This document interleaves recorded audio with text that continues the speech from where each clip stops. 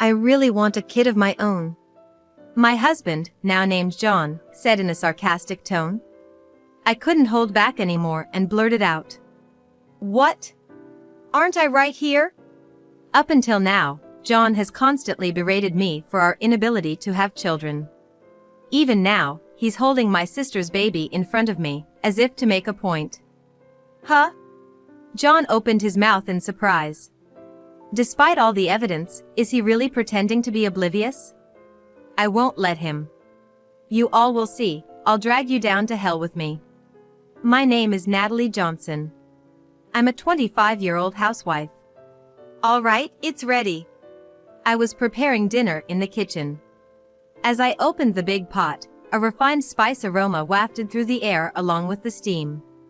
I tasted the curry from the pot. The spiciness is okay, the meat is tender, yes, it's just how he likes it. Just as I sighed in satisfaction, John came home. I'm home. My husband, John, had returned. I went to the entrance to greet him. Welcome back. I made your favorite curry today. As I took John's bag at the entrance and was about to head back into the room, he suddenly said, Hey. I felt John's fingers grip my shoulder firmly. I felt a sharp gaze piercing through my back. So? How did it go? Today was the day, right? His words made me catch my breath. My heart raced, and I felt dizzy. Answer me! I swallowed hard and then opened my mouth. It didn't. What? I gathered my courage and said. It didn't work. This month too, we didn't conceive, again. I clenched my hands tightly. Seeing my reaction, John let out a big sigh. Again? Why can't we have a child? Making curry just to appease me, how obvious. I'm sorry. But... Don't make excuses. All my friends had kids right after getting married. Thinking of names, buying baby clothes, they all seemed so happy. I want kids too. But we've only been married for 3 months, we don't need to rush. He clicked his tongue in annoyance. John stared intently at my face and then, with a sneer, said, Maybe you're just infertile as a woman. Why don't you go see a gynecologist? Snatching his bag from me, he stormed off to his room. I covered my face with my hands. I too long for a child. To carry a new life, to feel its preciousness. To be moved by every step of my child's growth. But maybe I'm not qualified for that. My parents disappeared before I could even remember them. They vanished, leaving me and my twin sister behind. I grew up without knowing a parent's love. Can someone like me really be a good parent? It's something I always worry about. But I can't give up. My desire for a child is genuine, and I'm sure someday, God will bless me with one. I need to stay strong and wait for that day. And next month, there's the long-awaited wedding. It's a bit late, but that only makes me more excited. All right. Smile, smile. I went to call John for dinner. Today is his birthday. I've decorated a cake and prepared a present. Waiting for John's return, the doorbell rang. It's rare for someone to ring the bell. I hurried to open the door. There stood a woman. As beautiful as an actress, with a stunning face and figure. She casually brushed her lustrous black hair off her shoulders. Hello there. It was my twin sister, Brittany. We're fraternal twins, looking nothing alike. Seeing my sister's face, I was taken aback. Brittany? What are you doing here? Oh, just thought I'd visit. But today's John's birthday. We were going to celebrate just the two of us. I texted you, remember? Brittany gasped, putting her hands together at her chest. Oh, sorry. I forgot. I've been feeling lonely since you got married. Ever since I married, Brittany has been visiting unexpectedly, sometimes weekly or even every 3 days. This has limited the time John and I have alone, and we haven't been able to talk much lately. However, whenever Brittany says she's lonely, I find myself unable to say anything. After all, we're the only family we have. Hey, Natalie. I'm giving you this bag. I haven't been using it much lately. I opened the paper bag my sister handed me. Wow. This is from a famous brand. It's okay, it's okay. I usually give them to friends anyway. This time, I'm giving it to you, Natalie. Carry this when you go out for dinner with friends. Oh, but you don't have such friends, unlike me. Look at this. From the party I threw recently. Brittany showed me a photo. It captured her and over 100 friends enjoying a lavish dinner. I chuckled. Brittany, you're so popular. You're the exact opposite of me. You're amazing. You work hard, have money, and a boyfriend, right? Well, of course. It's pretty standard for me, Brittany said, beaming with pride.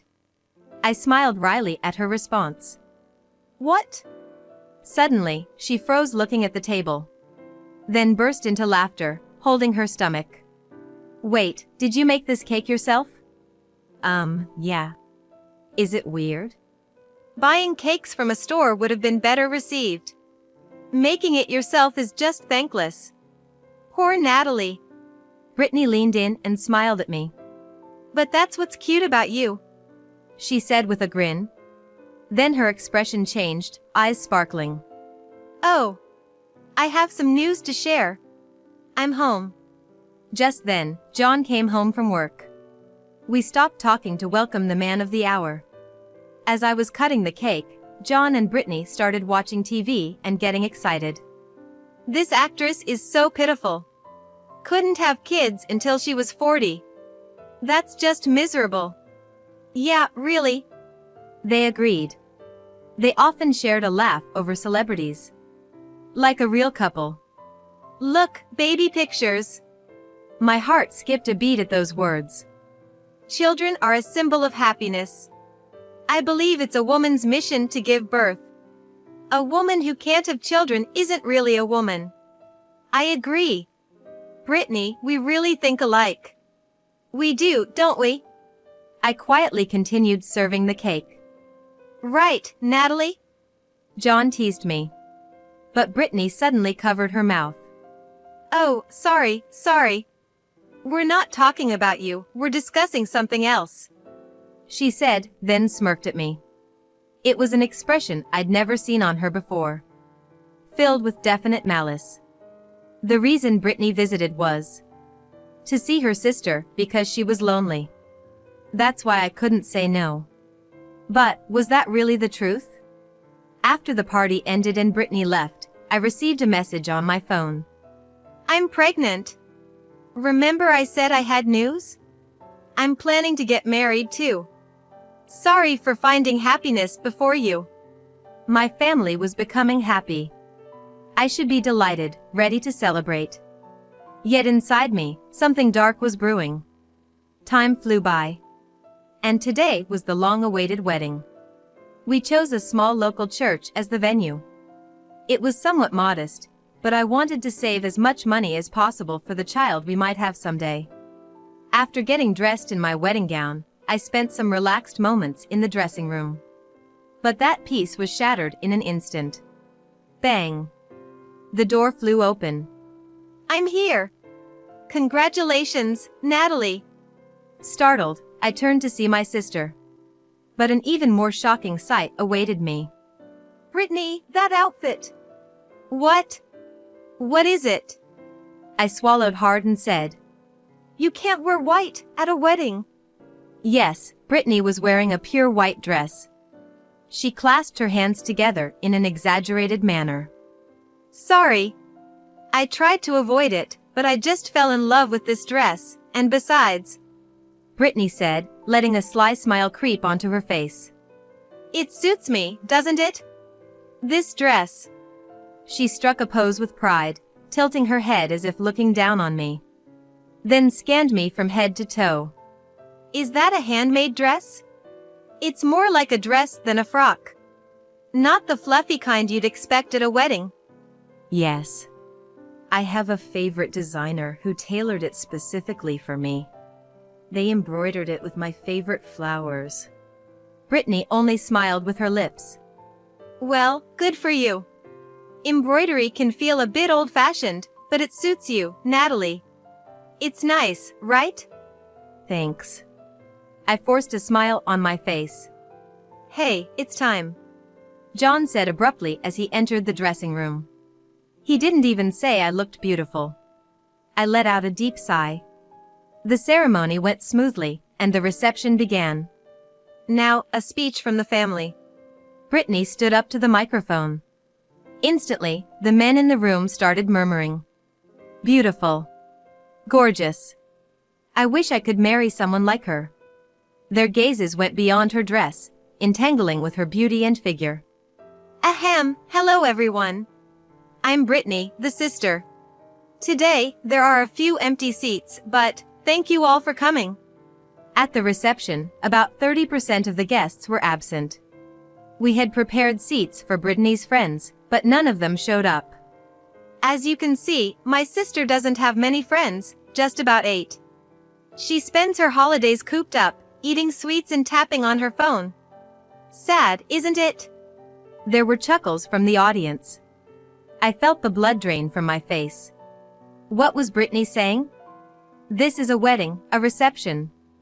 But I love my sister just the way she is.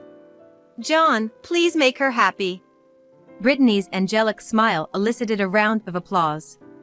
I didn't even want to think about for whom that applause was meant. After the reception, I called Brittany to the dressing room. What was that about, Brittany? Those empty seats were for your friends, right? Making it seem like it was my fault. I pleaded desperately, but Brittany just laughed and patted my head as if I were a child. Don't be mad. If you worry about such things, life will be hard, you know? My friends said it was a great ceremony too. John chimed in nonchalantly.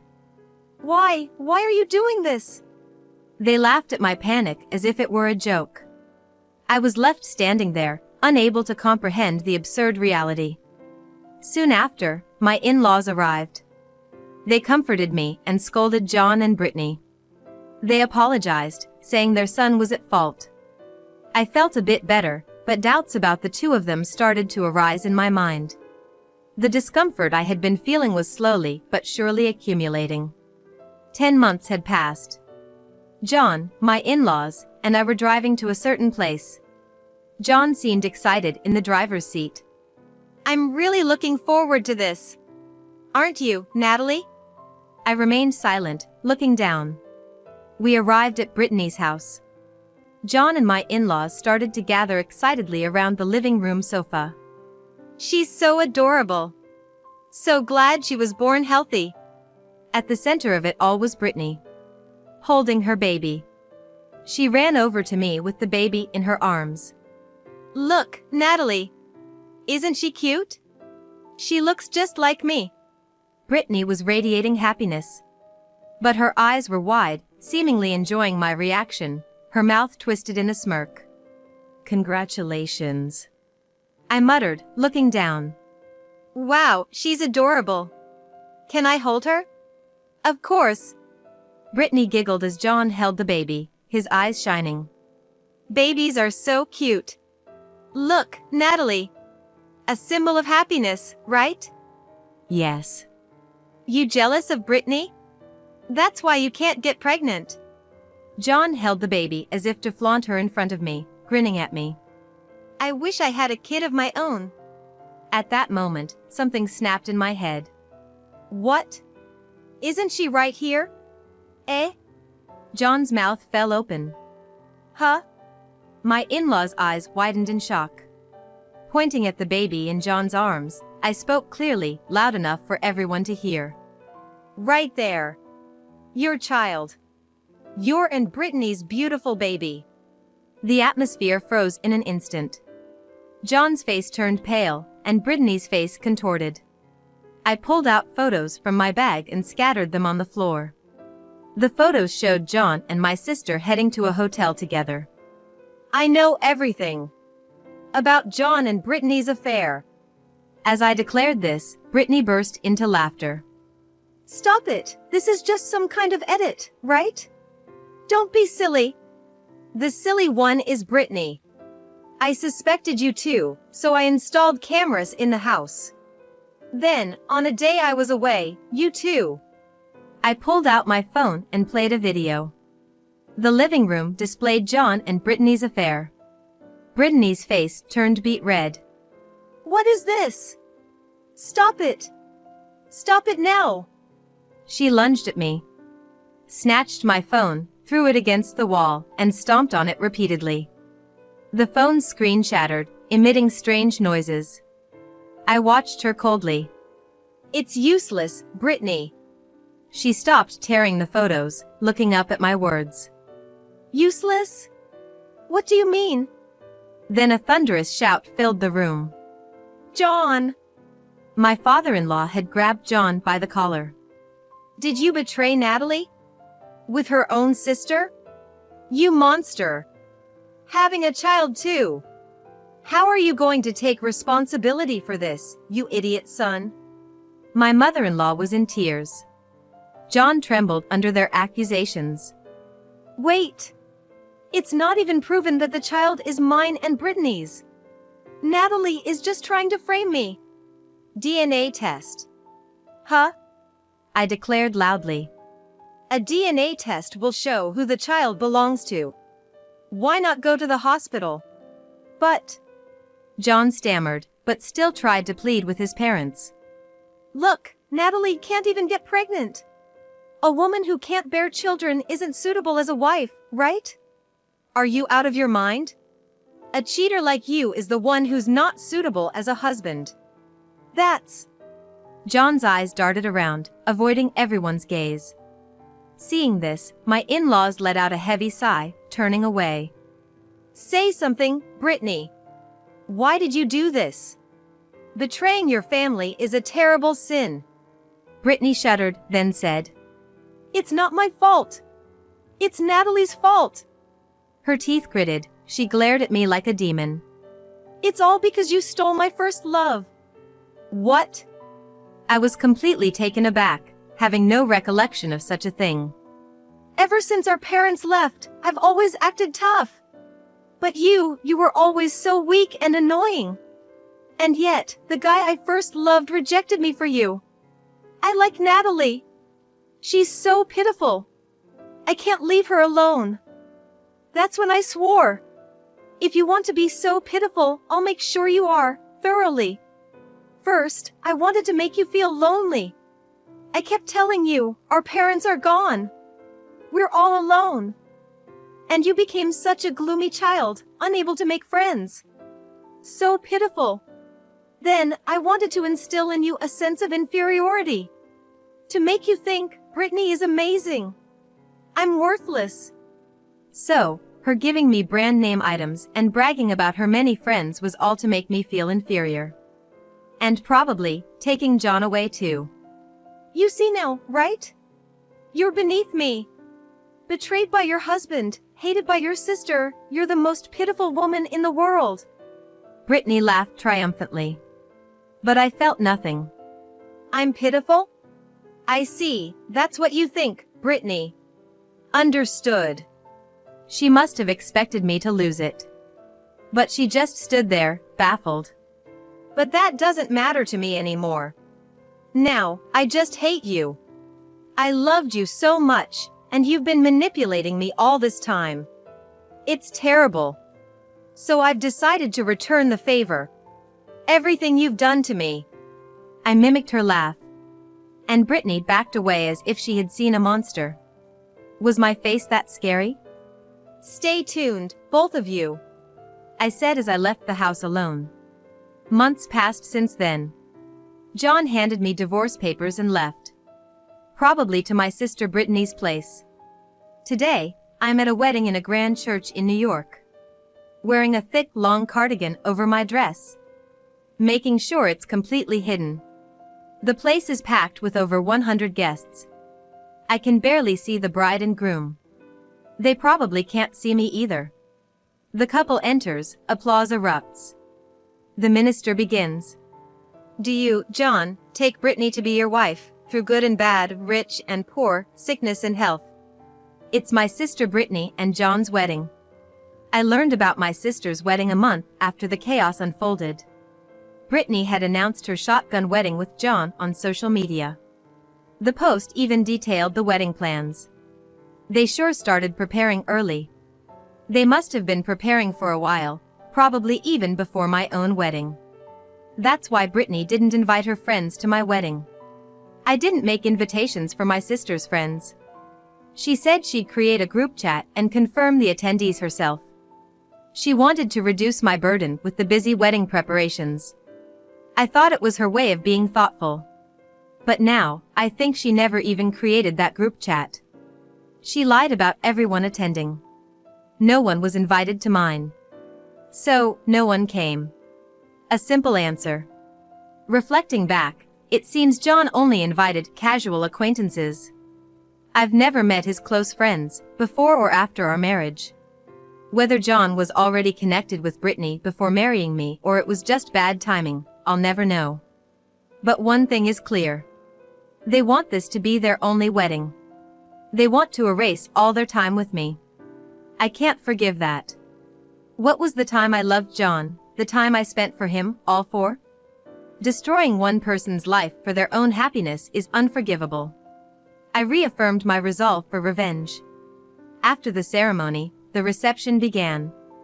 It was a standing party, perhaps due to the crowd, bustling with people. I hid myself in a corner. Here's a special telegram announcement. From the groom's parents, who couldn't make it today, we have a special movie. Please watch. The staff announced proudly. John and Brittany's eyes widened in surprise. The screen suddenly lit up, displaying John's parents. They were smiling, but their eyes were sharp, like predators. It's finally starting. I watched the screen and smirked subtly. John, Brittany, congratulations on your wedding. Congrats. The couple in the video smiled at each other. Thank you all for coming today. As a token of our appreciation, we'd like to give you a gift from us. Excited murmurs rose from the crowd. What is it? A gift? John's mother interrupted. It's a gift of words. Now, over to you. Leave it to me. John's father's face, previously relaxed, suddenly turned stern. There's the bride, isn't she? She's John's mistress. And not just any mistress, but his wife's own sister. Do you understand what we're saying? The people there aren't just a fresh bride and groom. They're immoral cheaters. We will never accept this marriage of these two. And we're cutting ties with them. Stop the video!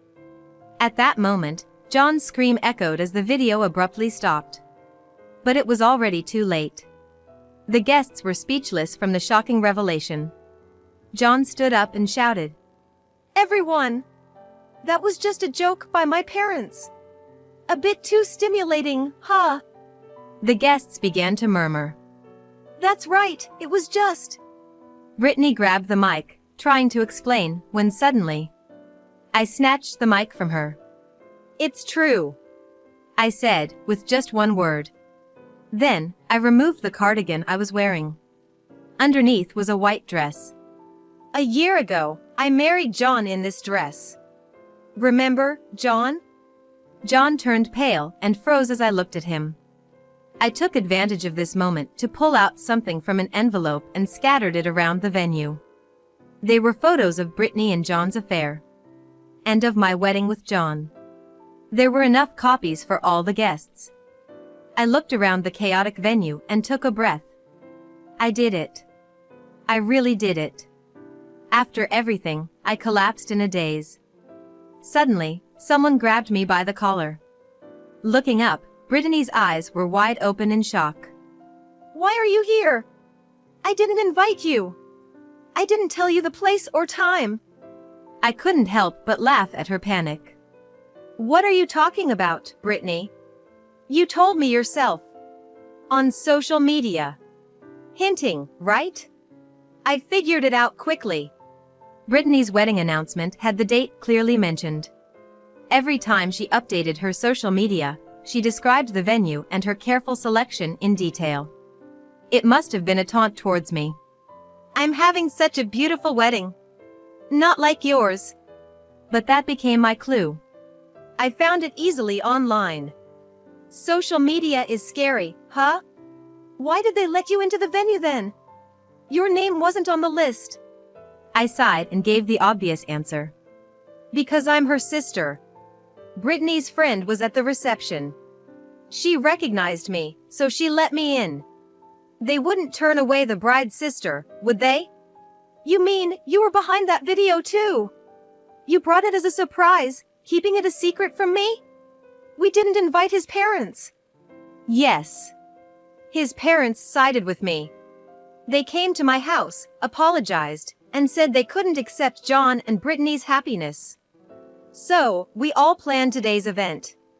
I pointed around the venue and laughed. Look, everyone's leaving. Brittany turned pale as she watched the guests leave. Wait. Her friends turned back in unison. Oh, Brittany. Why are you leaving? Those photos. The photos might be fake. But we don't want anything to do with you. Being seen with someone who might have had an affair lowers our value. Value, but we're friends, right? Funny, considering you lured us with branded stuff. We befriended you for that reason too. So we cooperated, right? For group photos to show off to someone. That's... Let me say this one last time. You see us as numbers, right? The more, the better. The individual doesn't matter. That hit the nail on the head. Brittany bit her lip. Goodbye, Brittany. Her friends left. In the silent venue, only Brittany, sitting on the floor, John, holding his head, and I, eerily calm, remained. Well, Brittany, see you around. I left the venue. A few days after Brittany's wedding, I was relaxing at home. But I knew this peace was temporary. The doorbell rang. I checked the peephole and opened the door. Natalie. John lunged at me. How dare you ruin our happiness with such a foolish act? You're unbelievable, you wicked woman. Brittany appeared behind John and pushed me. I hit the wall and slid to the floor. But I didn't care. I said coldly, You two never learn. But it's good you came. Huh? Brittany crossed her arms and looked down at me. John, check your email. There's important information. What? I had sent an email just before opening the door. Attaching photos and videos. Photos and videos? You're doing that again. John begrudgingly checked his phone. His face turning angrier. He turned to Brittany, thrusting the phone at her. Brittany. Who's this old man? The photo showed Brittany in revealing clothes, holding hands with several older men. The video captured her entering and leaving hotels with them and receiving money. It's sugar dating, right? Brittany. I stated matter-of-factly. Brittany, you always buy so many branded things. Probably to show off to me. It's impossible on a regular employee's salary. So, I did some digging. It was almost like playing detective, pretty fun actually. You. Brittany snarled. I turned to John, who was hanging his head. Hey John, did you do a paternity test? What? Remember, I said a DNA test would prove if the child is really yours and Brittany's. No need for that. I mean... John gasped, realizing the dreadful possibility. John. I said clearly. Whose child is it, do you think? In that moment, John grasped Brittany's hand tightly. He looked directly at Brittany and murmured. Brittany, did you betray me? After all you've done to me, even the child. What are you talking about? The child is yours. Are you doubting me? Of course. How can I trust a woman who does sugar dating in secret? You trust Natalie over me. So, you'll agree to a DNA test then? We'll go to the hospital tomorrow, okay? John clung to Brittany's hand, probably wanting to believe her. well. Brittany stumbled over her words. Her reaction was evidence enough. John ruffled his hair in frustration. Damn it! I thought having a beautiful wife would be a bragging right, but look at this mess. You sisters have ruined my life. John stormed out, lashing out at furniture and appliances on his way. Brittany, pushed aside by John, sat down on the floor, sulking. Brittany. I looked down at her and taunted. How does it feel now? Brittany twitched in response. When the test comes out, John will leave you. And now, you have no friends left. Brittany glared at me. I have friends. Not everyone left me. So, what messages did you get then? Huh? Brittany exclaimed, clearly not expecting such a question. Right after the wedding. Did anyone show concern? Ask about the situation? Offer support? Brittany awkwardly looked away from me. I got messages. When Brittany made that weird speech to discredit me when I divorced John. Sure, I only have 8 friends, but all of them were concerned and reached out. Brittany, you have way more friends than me, yet nobody worried about you. I heard Brittany grinding her teeth. John left you, and now you have no friends left. Brittany, that's pitiful. I said sincerely. Brittany suddenly looked up, raising her voice. Pitiful? Me? What are you talking about? That's just your perception. I'm not pitiful. I'm beautiful, have a great figure, and men lavish me with gifts because I'm worth it. The one who's pitiful is you, with nothing to your name. I, feeling no emotion at Brittany's angry voice, quickly responded. Sure, let me say this then.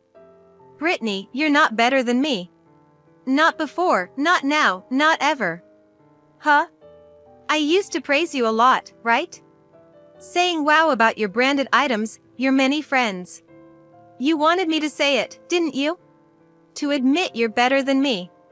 Yes. So what? I never once thought you were amazing, not even for a moment. What? I glanced at Brittany's bag tossed on the floor. I have zero interest in brands. I don't care about having few friends. I don't aspire to have many. That's my value system. So, Brittany, you never had the upper hand over me. What? No way. You used to say you envied me, thought I was amazing. I said that to make you happy. Because we're family. I wouldn't show indifference when you're proudly sharing. In a word, I was flattering you. You took it seriously. What?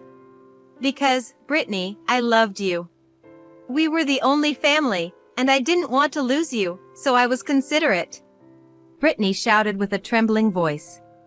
Don't lie. You were troubled because you couldn't have children. That doesn't matter to me anymore. I replied with a sigh. With John, I thought I had to have children. But life isn't that simple. There are different people, different ways of living. I'm done being obsessed and suffering over having children. What, then, what I did?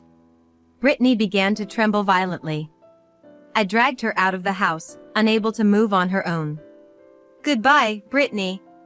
I closed the door with a thud. Afterward, Brittany and John divorced. Turns out, the child wasn't John's, according to the DNA test. Their affair spread quickly, as they had invited 100 people to the wedding. John and Brittany lost their jobs, couldn't find new ones, and are struggling with day labor. I moved away to start anew. In this place, free of Brittany and John, I plan to forget everything and restart my life. I'm going to a friend's house today. She just had a baby.